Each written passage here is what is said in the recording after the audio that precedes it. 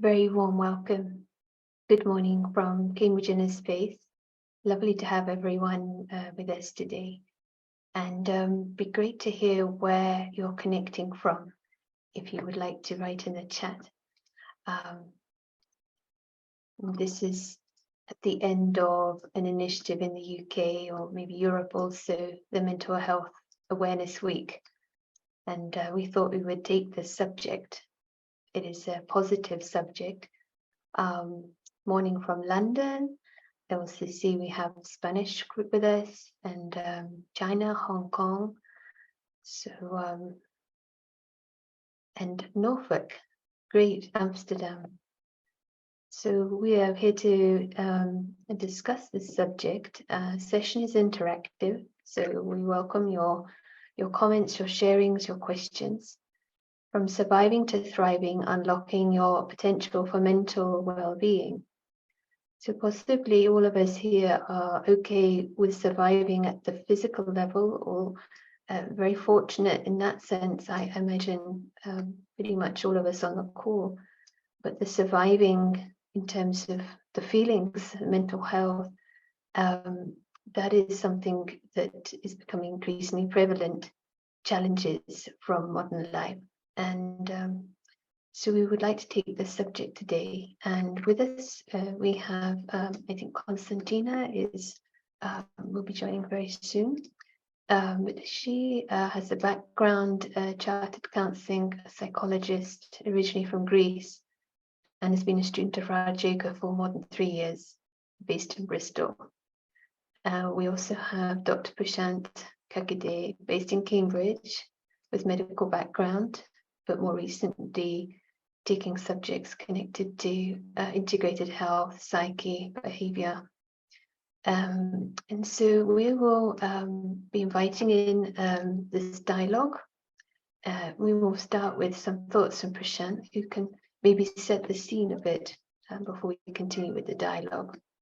So again, very warm welcome, and start with Prashant. Thank you. Thank you, and welcome, and appreciate your interest in this subject, which is relevant to all of us. One thing we cannot escape is the mind. 24 hours, even during our sleep state, we have to deal with our mind. But extraordinary paradox is that all our education systems, all universities over the world, there is very little time given to teach people about the mind. This is the paradox. But even those who want to teach, they don't have enough knowledge about the mind. And for us, we just need to create our own time to observe, because there are no experts out there. And so we have to create time, because we got this excellent apparatus there within us to observe. The reality of the present time is that there is a gradual increase in the mental health problems all over the world. And studies after studies has been pointing towards this. The advisors to the government have been telling this 30 years ago, that there is a mental health problem on the increase. But not much is done at a serious level. They might increase a little bit of funding and create some psychotherapists more, but there are huge waiting lists everywhere. And now the things are going on a bigger scale. So some of the psychiatry journals, psychology journals, they have articles that addiction is becoming epidemic. And recently the observations in the universities, here I'm talking about USA, that universities have become places for mental health problems, which means large proportion of the students that they can't handle crisis, and there are some undercurrents going on, medications, and they are managing with all these props, but there is a weakness of the mind. And we will try and see, and not just pointing out to problems. Our aim today is see the solution. But just to give you an idea of the state of affairs, Oliver James is a psychologist at one time based in Reading, professor at that time. But in time, he has been publishing books and he had programs on BBC. So don't know what he's doing right now, but that is the sort of background. His book is called Britain on the Couch. And this was published many years ago. I mean, I read it 20 years ago. And at that time, he was pointing out to this, that there is a problem. And he was saying that prosperity in this country has increased eightfold. This was at that time he was talking of. Since then, possibly prosperity has increased even more. And that's so compared to 60 years ago, we have got 8 times more prosperity. And during the same period of time, he said that we have got 4 times more depressions in the proportionate population. We have got 30 times more violence, and we have got 200 times more teenage addictions. So you get an idea here. When the prosperity has increased, this is seen as a huge success. All the parties, political parties all over the world are promising more prosperity. And to have prosperity is seen as a big success. So now the medical books are saying, they are using a term, failure of success. So you got success, you got prosperity, it's amazing. And then you got technology, now you can do so many things with technology. The success, progress, you got science and you got freedom. And then they observe that there's a bigger problem under the surface, and problem is mental health. That is on the increase. We have got 7 times more teenage addictions, and 8 times more cirrhosis of liver in last 50 years. Okay, so we have an orientation of where we're at, and we kind of all know it. In fact, we feel it, and I'm feeling it as you're speaking. So let's hear from Konstantina, maybe. You also have, I know, thoughts on this as a diagnosis. It feels like when we understand where we're at, then we can move forward. So should we hear from you, Konstantina? Welcome. Your thoughts on this subject. Good morning. Yes, so I think, as Prasanna already said, there is an acknowledgement that mental health problems are on the rise at the moment. And I'm sure Prasanna, sorry, I was joining a bit late, so I'm sure he gave some of the statistics, but they are staggering, the numbers. And as a psychologist, I suppose, in the NHS, what is being offered to people at the moment is either psychological therapies in the form of talking therapies or pharmacological treatments. But psychology can help people up to a point. I'm also talking about personal experience. And I think what spirituality has to offer is a little bit deeper than that. And I think the reason for that is because it addresses maybe one of the most fundamental issues that we all need to become aware of, which is a sense of identity and when we derive it from.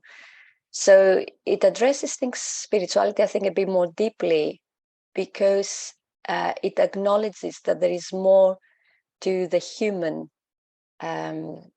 rather than to being human, more than the body and the physical things and the different roles that we are playing.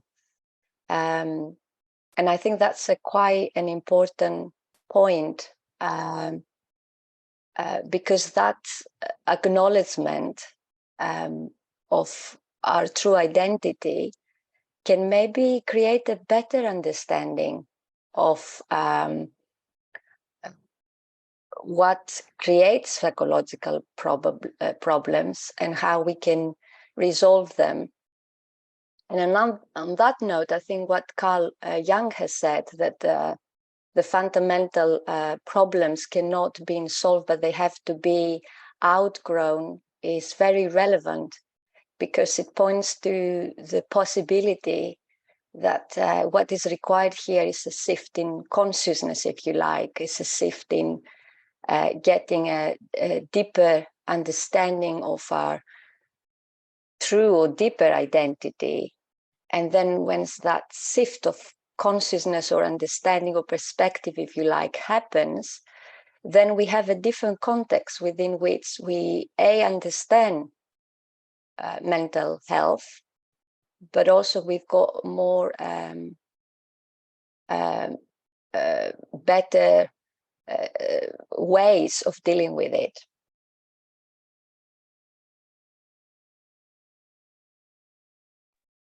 Thank you. And that setting the scene also from your experience and observations. So would Prashant like to pick up on this, this aspect about growing out of a lower consciousness?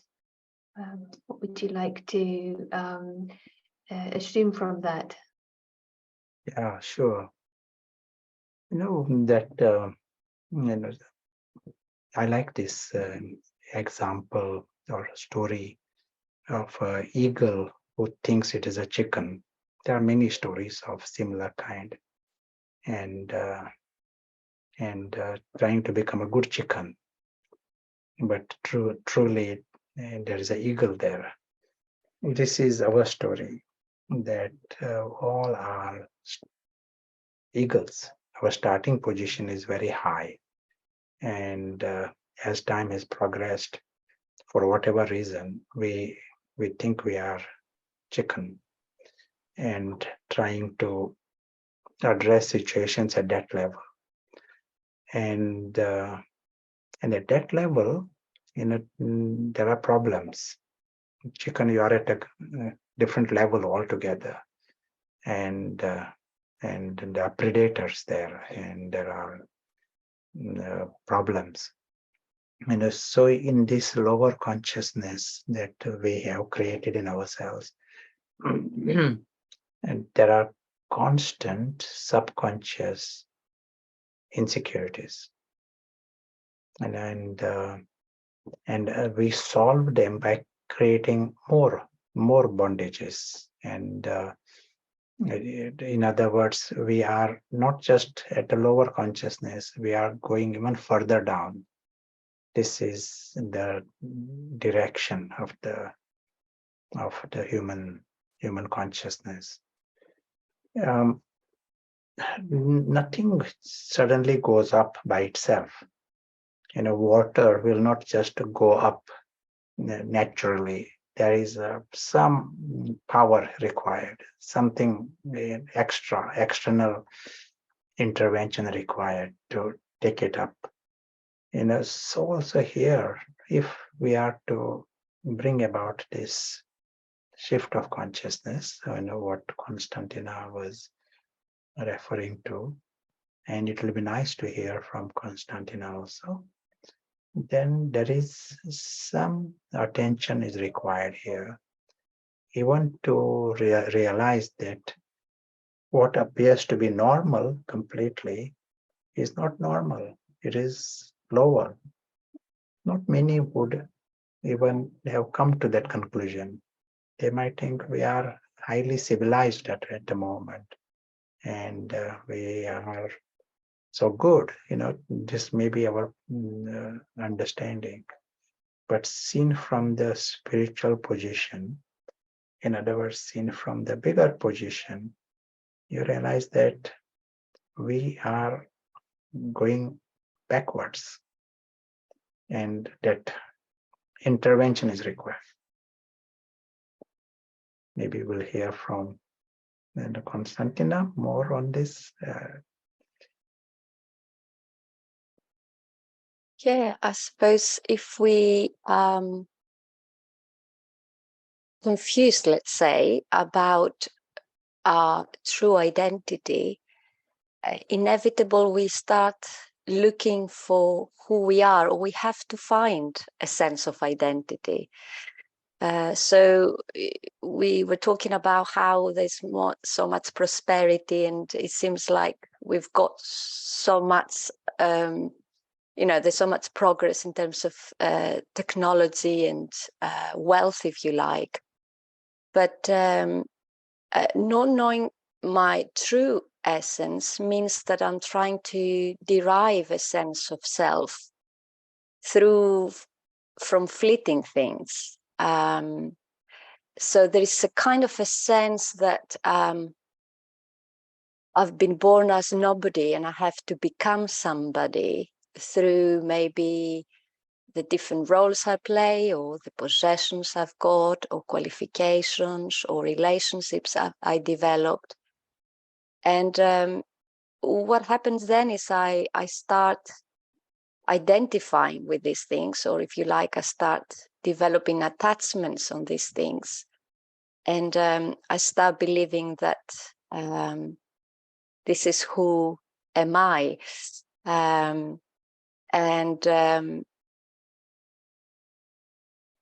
The problem with that is that creates, if you like, ego identities, or a better way of maybe referring to them is false identities or phantom identities, because this is not who actually we truly are. And that's where low consciousness arrives. Low consciousness means that I limit my understanding of who I am. And then within that context, the story, my life, for example, becomes everything.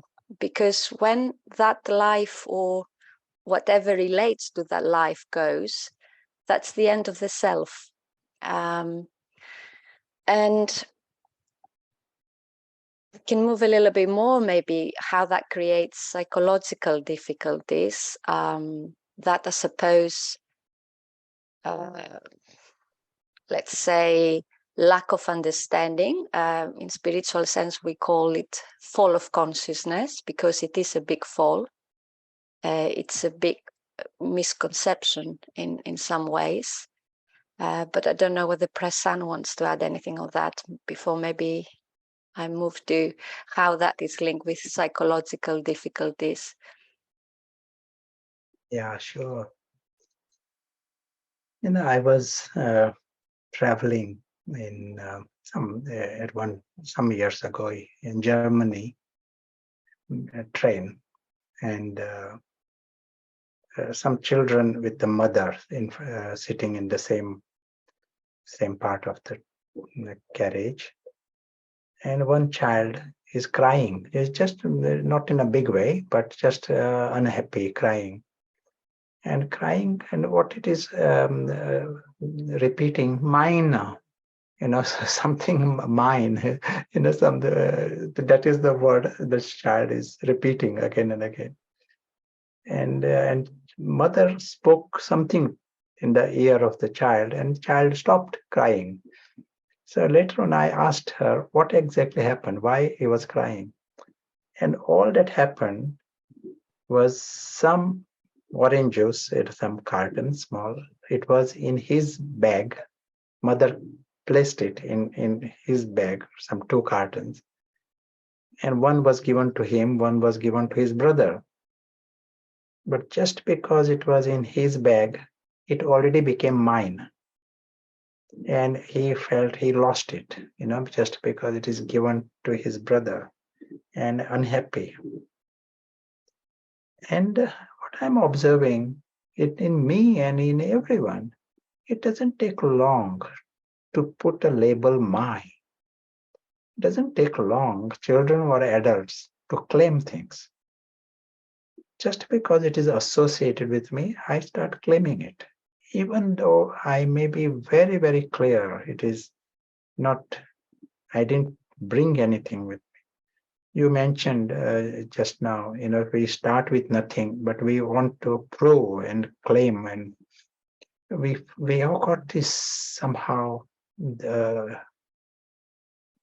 confusion inside us, and we think we'll solve it by claiming things. In this case, he was feeling absolutely that he was not trying to be nasty towards someone. He was just feeling unfair that it is mine, just because it was in my bag. And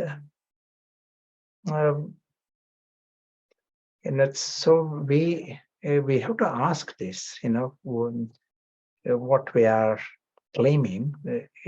This is giving a direction to that. We said consciousness is actually moving down, because we all are, believing that we own someone else also. We own many things, Someone is just given a plate, say a plate of food, and a minute later you tell him, sorry, it is not for you, it is for someone else. He has already put a label, mine, to it, and he will feel unfair that it is taken away from him. He'll feel unhappy inside. It doesn't take long to claim. But as we do this, we are carrying a huge burden of this weight of my, and subconsciously we got a lot to lose. We have got into that mentality of a victim unnecessarily, just like that child was crying. He had enough to drink and they all reached the destination, but he felt he's a victim, he has lost. Same with everyone. We have got into this mindset, and we are not seeing it, even if it is, I'm talking about these ideas right now, but I myself could be creating more mine and having already the claims, consciously, subconsciously, the claims. And it will be wiser to be aware that I own nothing here. I can't own anything, not a one atom. Everything is a gift. Then it is a completely different mindset. This moment, I have the option to play with this, that not one atom here, this body, I didn't bring anything with me. And I don't need to claim, and I didn't need to prove to anyone that I am something more. That mentality of the victim becomes the reason for that direction, downward direction. And a victim doesn't remain as a victim. He very soon becomes a beggar. He wants more because he is poor him. He has lost. And the root of this itself has to be addressed, this first step in that direction. At present time, society is not seeing this. And as a human race, it will be good for us to observe. It will also be nice to hear from Sarah, your thoughts on this, and also your questions. Yeah, I'm very happy to feel how it's coming to something quite simple, although the manifestation is big, and I'm sure Konstantina can help orientate us also on that.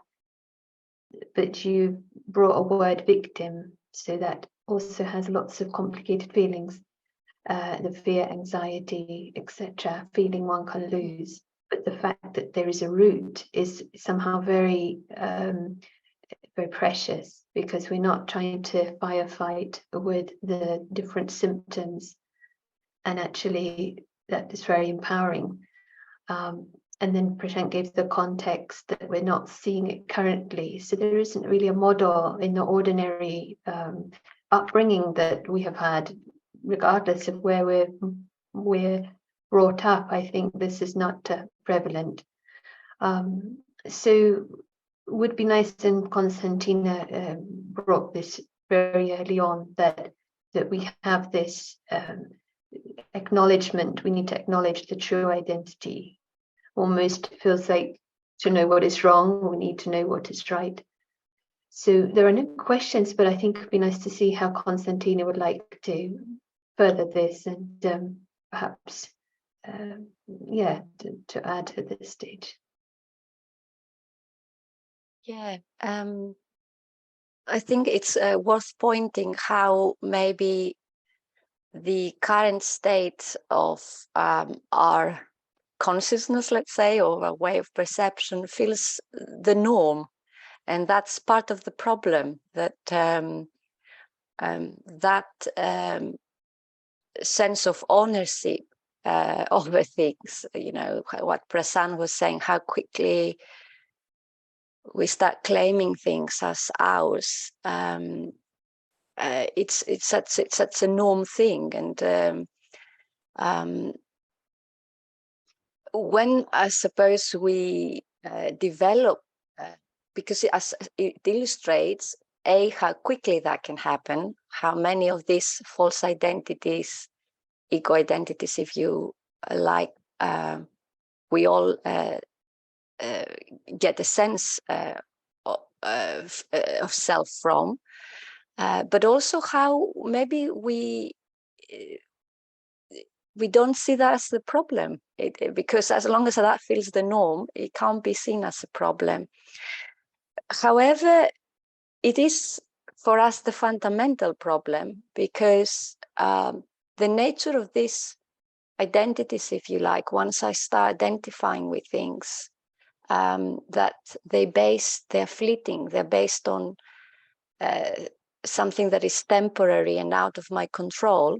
Because if we really think deeply about the nature of the physical world, nothing will last. Things will very soon either will leave us or will leave them. That's the two ways it can go. What happens is that deep down, that creates quite a lot of fear and insecurity. And that will affect not only my emotional state, but will affect how I'm gonna relate to life.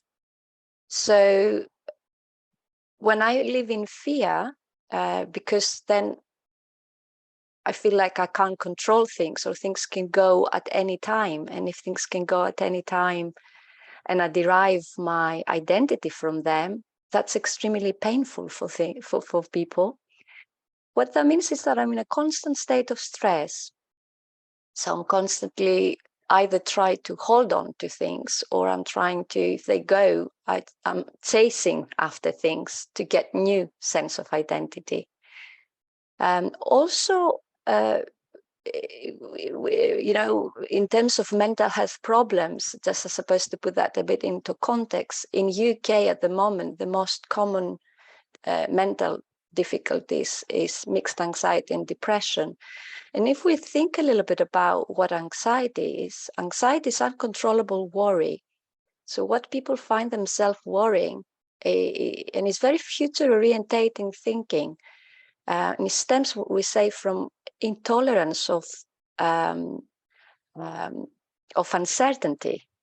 And if I based my sense of self on false identities, life becomes very threatening. So the mind needs to constantly prepare for all eventualities to try to protect itself from things be taken away, if you like. So what worry does, I'm constantly play out worst case scenario and prepare myself for it, which is obviously I can never prepare for something that hasn't happened yet.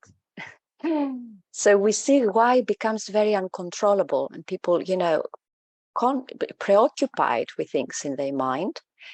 But also that has lots of consequences on the well-being, because it creates, it activates fight or flight. So I'm in constant state of ready to defend or attack. And sleeping difficulties, exhaustion, lacking concentration, not being able to perform. Same with depression. If we think what depression does, depression is a lot. It's an interesting. The thinking goes more in the past. It's a lot of power rumination of the past. And where does it stem from? It stems from a sense that I failed. Why? Because I haven't become somebody. If I feel empty, if I feel I'm nobody, for example, and I haven't become somebody, which is interesting enough with ego identities, even if we can never get there, even if we get things, then the person starts turning other against themselves.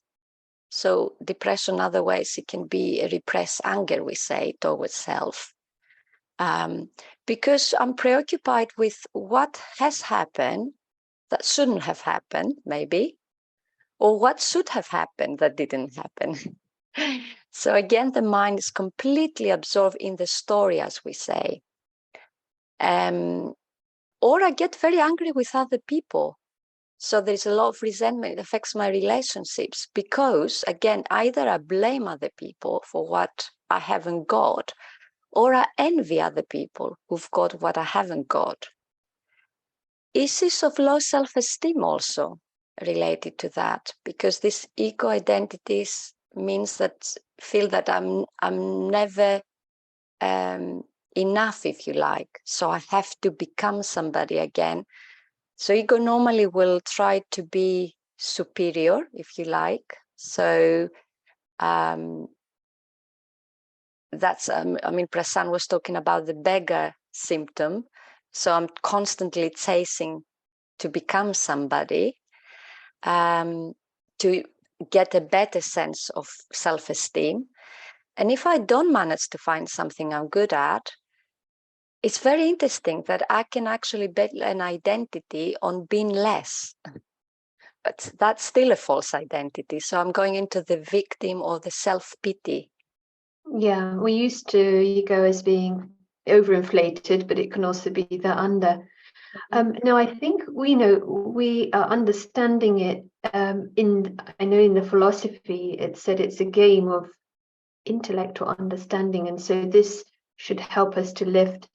One thing I think to understand, and then we can really work. And later we have a question about how to come out.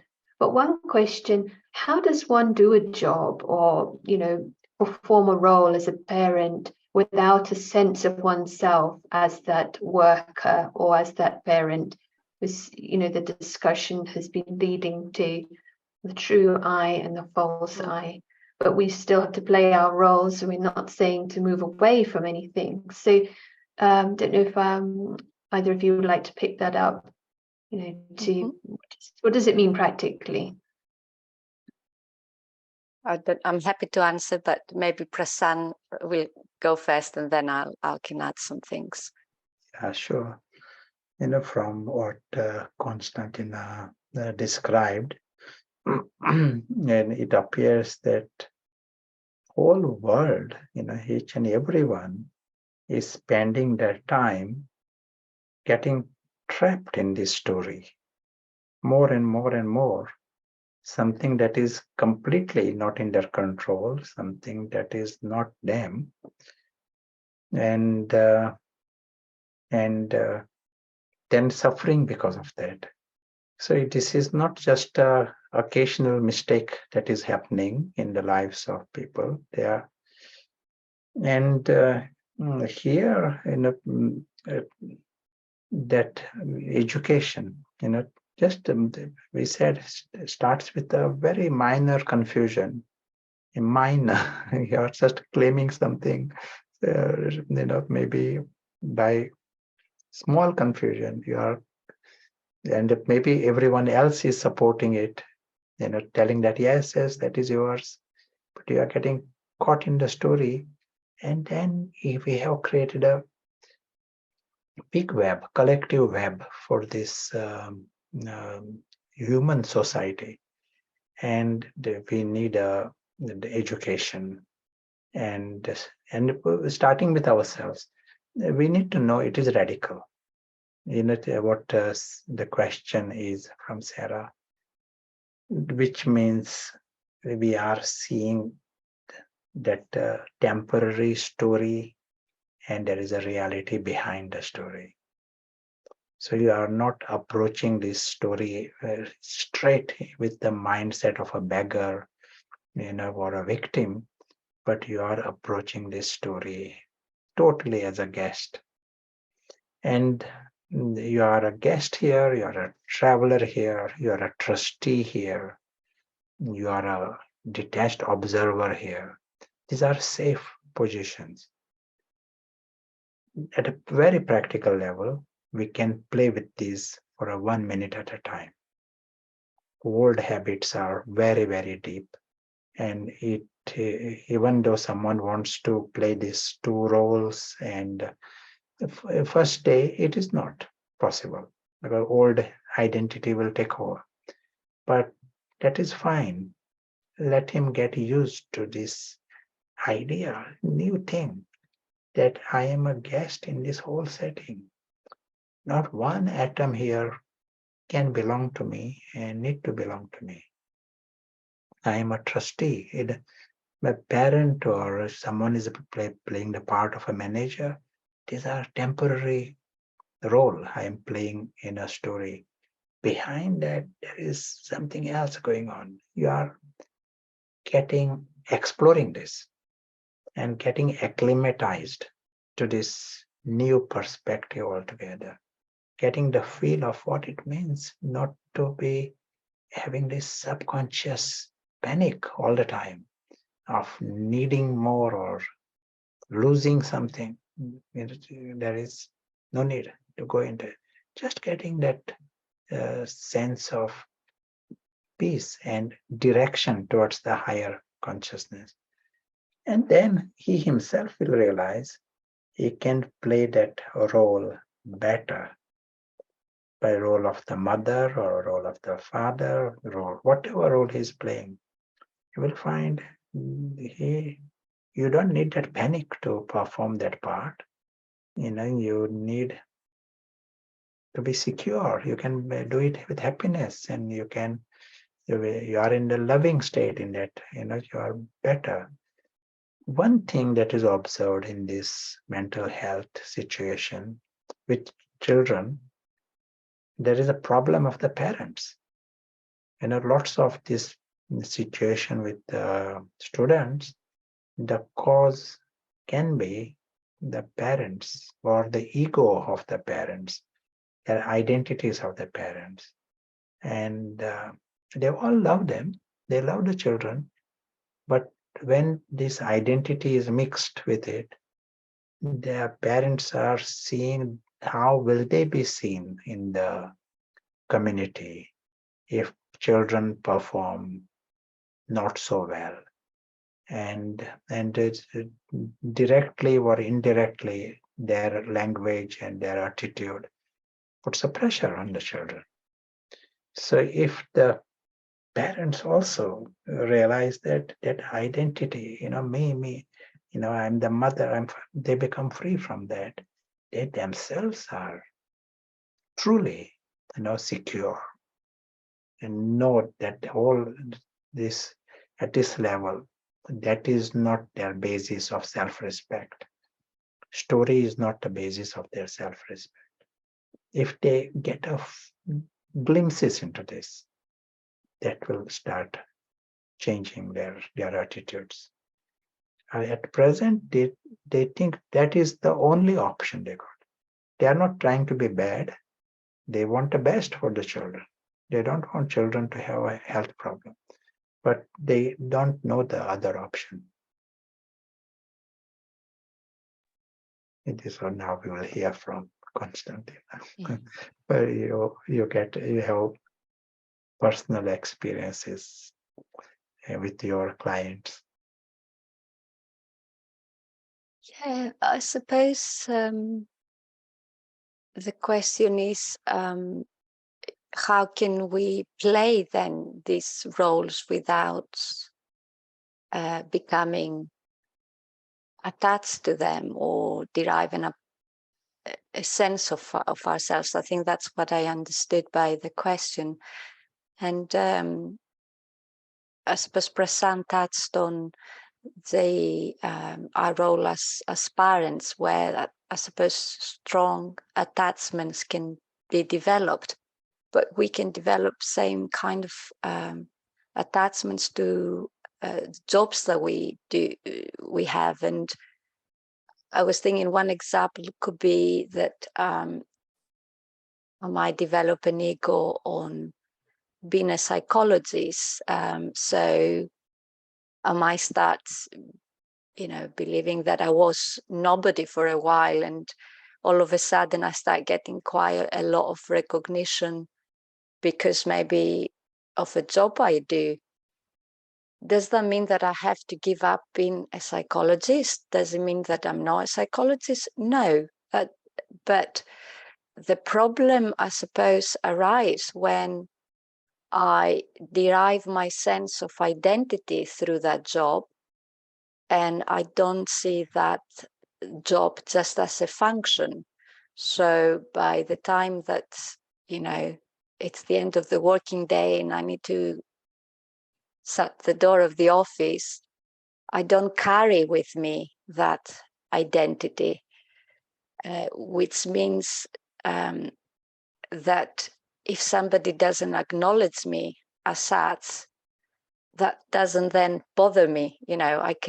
That's the freedom, I suppose, from the role. I can still play the role, but I can still be doing that job. But when that job comes, when I finish, I don't carry that with me 24 hours, and I don't get affected when people criticize me for that role, or they don't acknowledge me for that role.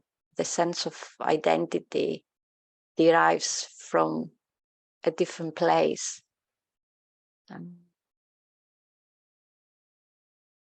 I think that helps answer one of the questions in the chat. If we change our mindset in response to an unpleasant mental state, is there a reassuring way of confirming we're not running away from reality as it is and from its challenges? So it feels like this is very more clear, it's integrated. And perhaps this surviving mode, which is the beggar, when Prashant was saying we don't have to come straight into the mindset of victim beggar, which is that surviving, to the thriving where there's something higher, you're coming with that higher mental state. Is there anything we want to kind of clarify on that, or do you feel that in the chat maybe you could confirm? It feels like it was sort of clarified in what Konstantina just said, and nice to give the example in your life. Another question: if one wants to get out of this survival mode, but others around you, like the family, might hold on to that the habits, they're holding on to and maybe attached to us, which makes it difficult, slippery to get out because they're pulling us back. What to do in these situations?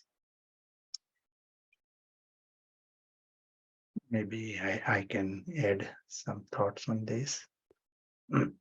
Truth is that no one can force me to be in in a different consciousness or to be in attachments. If someone else has attachment, it is the person's problem. Attachment just means dependency. Like right now, someone may be creating dependency, psychological dependency, and they are in other countries and other places, and they are hoping you love them, you write to them. That may be going on. But at the same time, you may be, and so the person actually feels depressed straight away because the serotonin level has come lower than normal. Because the substance that raised the serotonin is not there anymore, and level drops.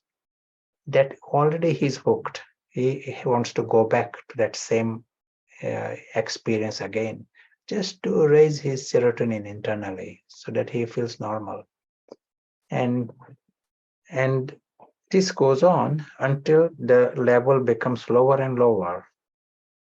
And at present, we have a society where some psychologists call it low serotonin society. So the level of serotonin has become low because they are all the time relying upon outer factors, what some might call hits. So they need these hits from outside to have their serotonin level higher.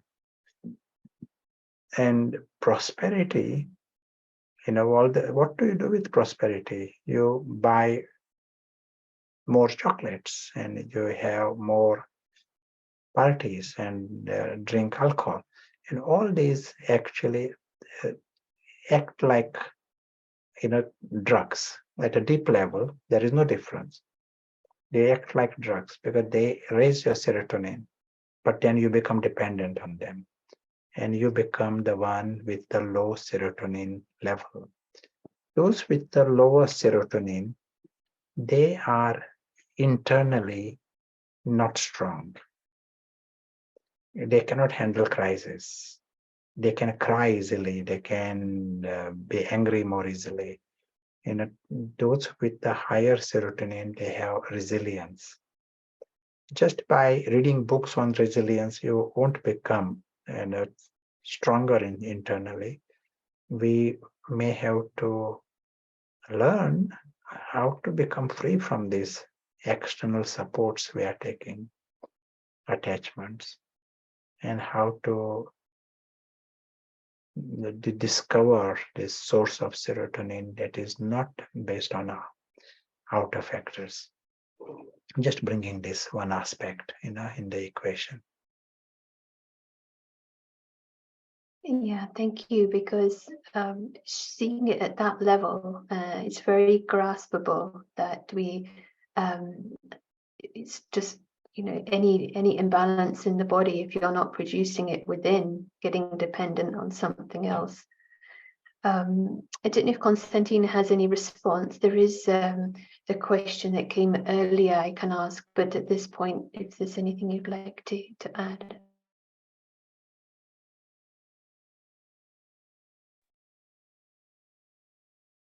I think just on what Prasanna was saying, I was thinking how that feeds on this kind of delusions, if you like, that we hold, that this world can fulfill our needs, that leads to overestimate, I suppose, overvalue the story and the world that we live. But it's nice. It was a nice way of demonstrating actually what happens, because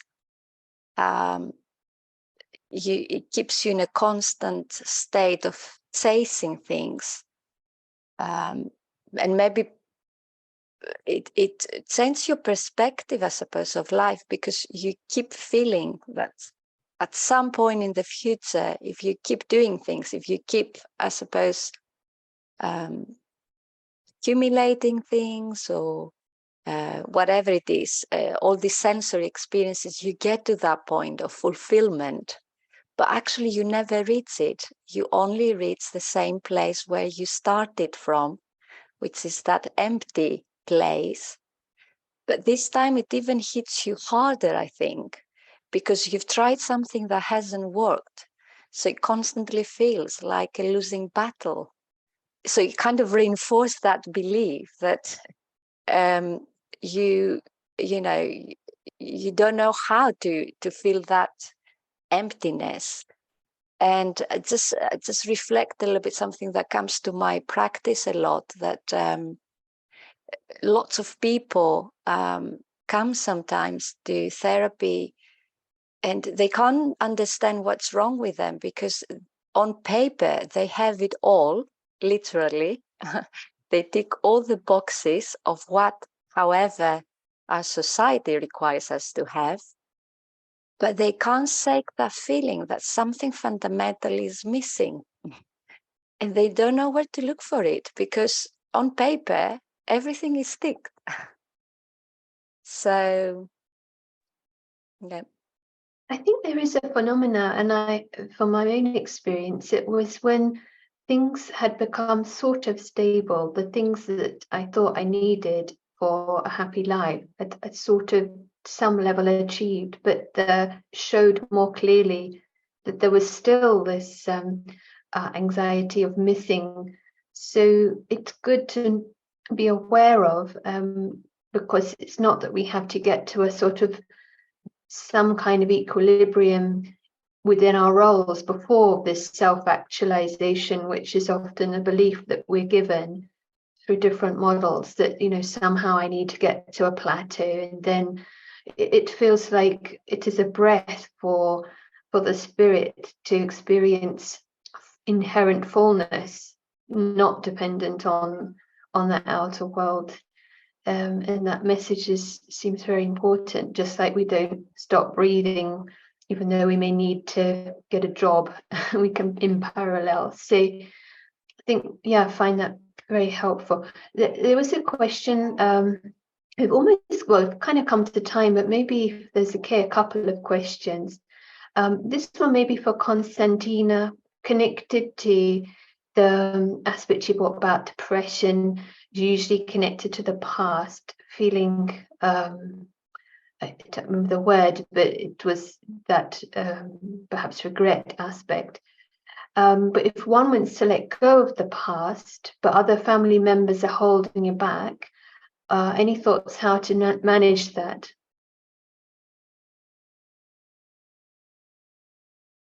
Well, I suppose we all have to take responsibility for our own inner world, let's say. So I think that the mind, all of what we are talking about is thoughts in the mind. And the past is an interesting one, because if we ask two people to describe the same event, they will describe it differently. So what is the past? It's a lot about perception. So why letting others people's perception affect yours? So again, I would say it's about taking responsibility for your inner world and detach yourself from the story, because really the past is just another narrative. Some people, and that is an ego thing, if you think, if I hold on to a narrative based on my past as to who am I, which is extremely common. The hardest thing we try, quite interesting, in therapy, we're trying to change these narratives. People are so attached to narratives, ways they view themselves in the past. Then, you don't have to be at the mercy, let's say, of other people's narratives of whatever it is, of the past. So I would say it's about having that awareness that that story, that narrative does not define you. As long as you don't get a sense of identity from it, you're free from that, then what other people's perception is, okay, it might affect you to an extent, but it doesn't touch you as much. It's not gonna, it's not gonna affect your emotional state. I don't know whether I answered the question or it was more about how you help others, but I think we can only help ourselves and then set an example. Yeah, that I think it helps. It'd be great to hear in the chat. And there was another question about how one helps family members with anxiety and depression who may not be keen on the spiritual path. But you did answer that within, in a sense, you become an example, and perhaps you're giving permission to yourself helps others give permission to themselves. But if you want to add anything. Yeah. It's interesting because again in therapy we say people will change when they are ready to change. And we talk a lot about, is this the right time? And sometimes we give up, we say it's not the right time. So I'm a quite great believer on that. And I also think that everyone is on their own journey. And even if it's good to make things accessible to people and aware, because there might be another point later on in their life where that information that we give them now will click. And that happens, later on. So it's good to be there as an option, if you like, the spiritual perspective. But I think if people are not ready, they're not going to go there. And I think then we need to challenge our own expectations about where other people are. If I don't challenge my expectation about how I want others to be, then I'll create a problem for myself, and that's my own expectations I have to handle. So I think there's a lot of these things can be resolved if we see them as a matter of consciousness, and maybe accept that this is where people are at the moment. Yeah, very clear. It's also like if we need someone to be different, it's like, well, can be from our own need. And actually the whole thing may be speeded up when they realize they need it, but they want it from themselves, not to help please or pacify or fit in with someone else. So the path becomes clearer the more they're in their own clarity in that sense. Maybe, I don't know, Prashant wants to add anything, but we have a chemically connected question for you about serotonin, so we can jump to that if you like. You might need to unmute though. Prashant can come into sound. Yeah, happy to hear the question. Yeah, okay, so what's the role of serotonin and other neurotransmitting chemicals from an evolutionary perspective? Why are human bodies developed? How have they developed this mechanism in the first place, as its purpose is redundant in the realm of the modern environment? Sure. Just like body, it works with a series of different chemicals and neurons and amazing, this work going on. They are just factors. It is not necessarily, some deep secret behind it. That these chemicals are there in lower animals and higher animals. Just as there is electricity, it does certain job. In the same way, these chemicals just pass a message across the synapse from one neuron to another neuron. And certain chemicals are specialized in certain specific receptors. It is just the present time, because we get into this direction of claiming things and that leads to the next level of indulgence, that we disturb the system. So what we mentioned about serotonin, same thing happens with thyroxine. Nothing to do with the mind and happiness. But if you give artificial thyroxine, body will stop producing thyroxine. A level of thyroxine will drop. And the same thing happens to glucose, and same thing happens to steroid.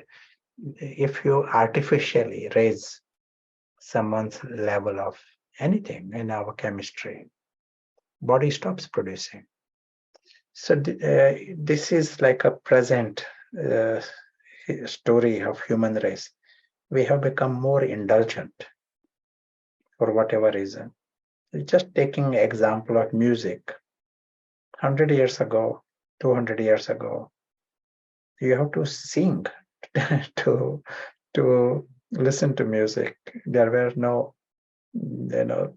opportunities to listen, or there may be some special event where someone singer can sing and musicians come and there is a performance.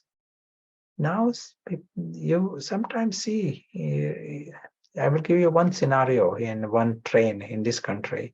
Someone is doing his job, he's sitting, his laptop, and he's doing, and he has got coffee in front of him, he has got cigarette, he has got headphones, listening to music, and he's doing his job. And you won't be surprised to see similar scenarios, and this kind of life that appears, people think, oh, you don't pay price for this, there won't be penalty. No, that life takes us into the lower consciousness. Everything counts in this. Everything matters. And but we also have option to experience higher happiness. The spiritual model, we all are spiritual, so it is like a necessity for everyone to understand it and learn how we want to be happy. And there is nothing wrong in being happy, but let us experience that happiness coming from the higher space, and that you don't need to go to a lower level to scrape some little excitements. And then there are no penalties. We said at the beginning, we are a race of eagles. We don't need to go to the level of chicken and behave like a victim, but we have to rediscover the eagle. Very nice. It's very nice, and it feels like we have had a good orientation, not being slave to the external happiness, but the realization of this inherent, and what Konstantina was saying about taking responsibility feels very key, because to take this on, lifestyle change, it is something a government position will find difficult because politically not popular to bring this, but to experiment at an individual level, we might be able to gain the courage or the enthusiasm to see what we gain from becoming more free. So it would be interesting if Konstantin has any final thoughts on this. Perhaps the question might arise, maybe from your experience, what gives you the determination to put things into practice? Sometimes it can feel too much or confrontational, but perhaps from your journey, what gives you that happiness that you are pursuing this? And also, I know you have many commitments. After that, we'll have some meditation, I think, but it'd be lovely to hear your inspiration first. First is Konstantina. Yeah, first we're hearing from Konstantina. I suppose we are talking about proper liberation here, don't we? We're talking about freedom, and I think that's the big thing, if you like. What's the motivation? Is that inner freedom, a different kind of inner life where you are not at the mercy of what happens externally, and you see life a little bit more lighter. You know, life doesn't feel so heavy and so serious anymore, and it feels a bit more like a game, like a play. So that is what I suppose you gain from this, personally, from this higher consciousness. But I suppose where quite a lot of I think, you know, a big part in shifting consciousness is obviously meditation practices, but I think a big part that will help us shift consciousness I'm talking about me personally, is how I interact with others in my everyday life. So I think that's where really the big test is. And a good question to ask is where I derive my sense of self from. And when you, you know, do you get easily, are you get very, you know, are you sensitive to criticism? Do you have the need to be right all the time? Do you want other people's approval? Do you try to impress? Things like this are quite good to have on the daily self-evaluation, if you like. And then when you see, I suppose, quite a lot of two spiritual practices for this one is, once you identify an identity, a false, is to be able to differentiate from it, to understand that you're different to that.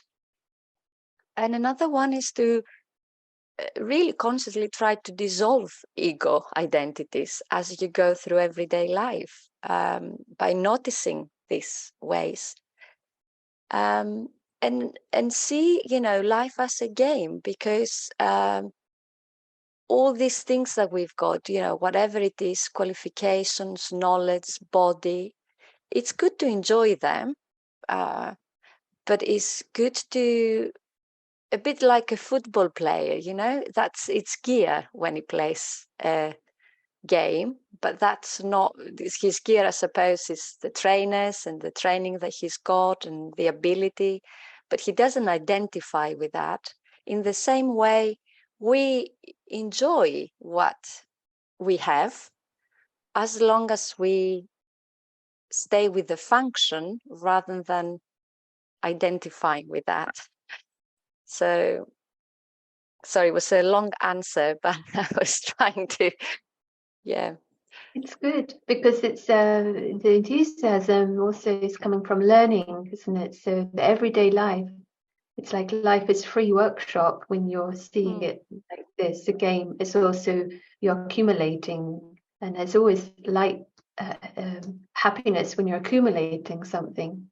So you're seeing the opportunities to become more free, and that word liberation is wonderful word. A very high thing. It has its own energy. So found that very helpful. So we'll probably, there is a question that just slipped in here. Perhaps Prashant would like to answer, and then maybe some guided meditation for a few moments would be great.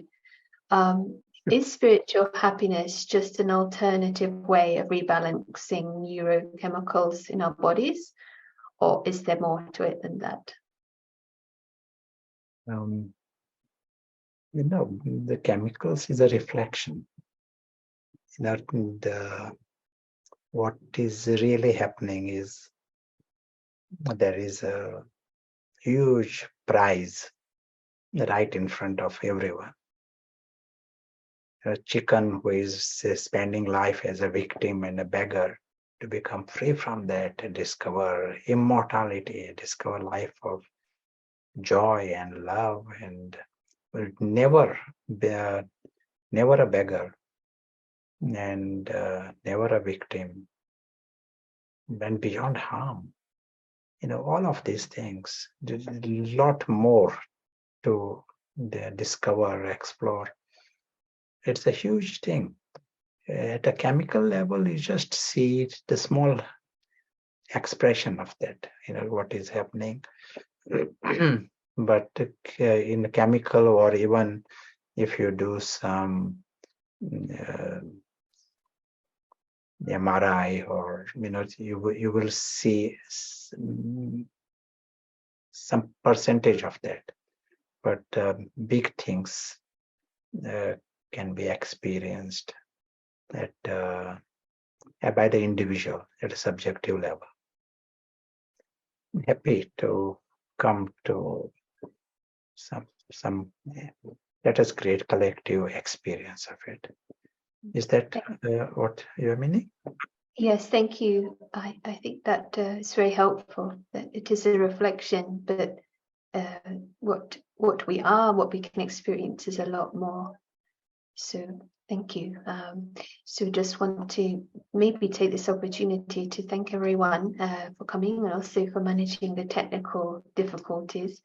I might just share information at this stage about the next public talk in just under a month's time. We're having Life is the Mind Game, actually connected to what Konstantina brought in about the game with Yogesh from Istanbul. We'll be sharing details how you can access the recording to today's session if you wish to share it with your contacts. Lots of positive feedback about how this is consolidating and helping the ideas about the spiritual perspective and mindset.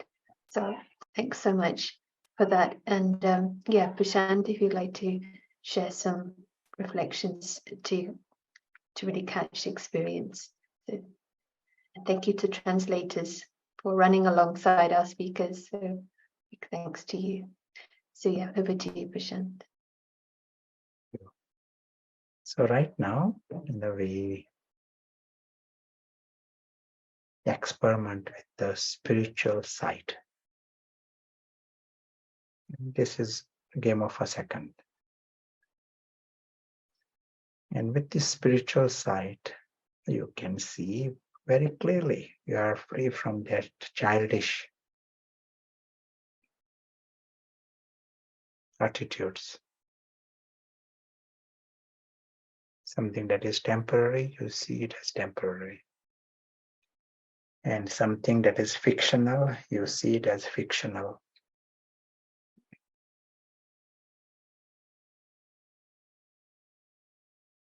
We are also able to see the dimension beyond this physical world.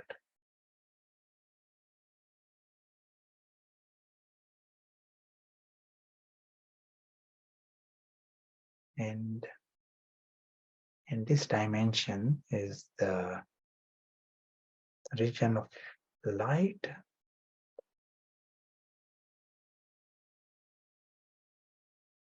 expanse.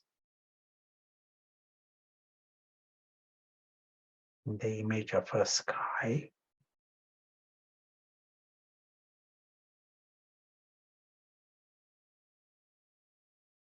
And in the sky are the living stars.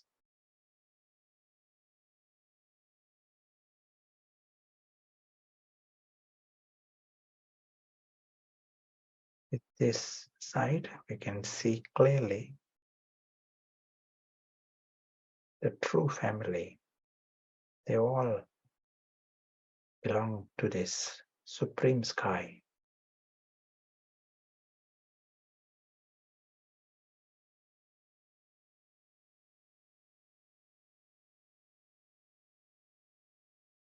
This dimension is timeless, endless, and changeless. All are immortal.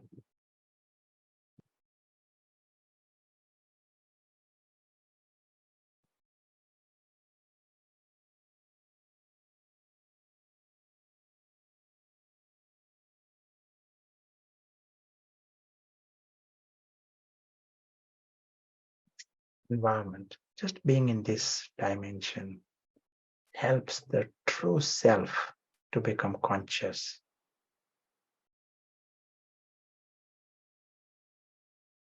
And for the true self, it is normal to be like a tiny, tiny star with full self-respect. He doesn't need to claim anything. He doesn't need to prove anything. He understands his immortality. It is normal for him to belong to that supreme reality. Is normal to him to be independent from the entire physical world, separate.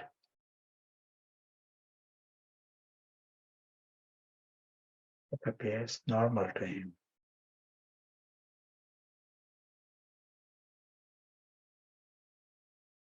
Not to need anything from the physical world. That appears normal.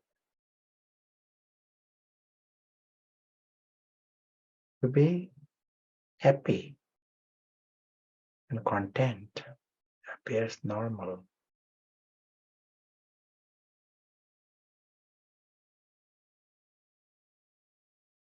He realizes the truth for everyone is beautiful.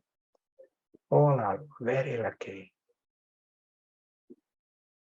They all have got this supreme home and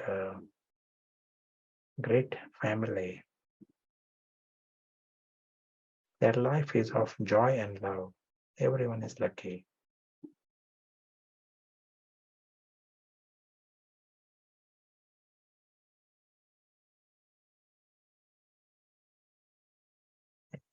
This true self prepares to come in the physical world. He comes as an invisible guest and an invisible observer.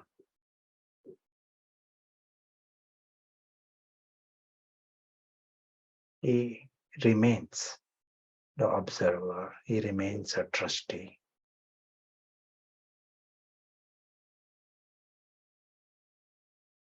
Understands the beautiful truth of everyone, whether he is in the sky or on earth.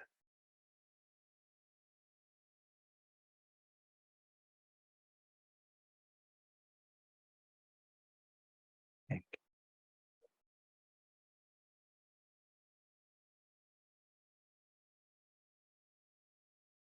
Thank you. See you next time. Thank you for joining.